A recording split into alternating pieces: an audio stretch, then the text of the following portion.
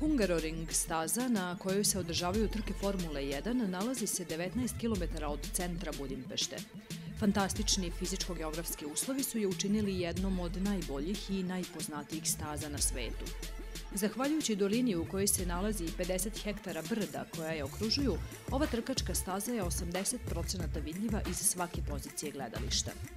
Svako kome brzina i miris benzina u krvi treba da iskoristi priliku i da poslednje nedelje jula bude deo najvećeg putujućeg karavana na svetu, a Budimpešta i Hungaroring su nama najbliža staza i pravi izbor.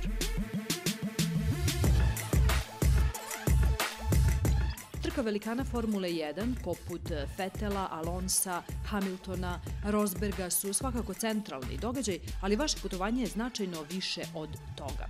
U kompleksu se nalazi i niz kampova sa najrazličitijim sadržajima, od sanitarnog čvora pa sve do restorana i barova za zabavu.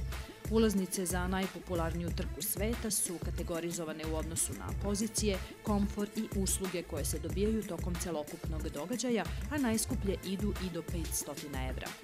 Muškoj populaciji pažnju neće odvlačiti samo brzi bolidi i timovi koji u svega nekoliko sekundi zamene točkove i napune gorivo, već i prelepe devojke u atraktivnim kostimima koji su sastavni deo ovakvih manifestacija.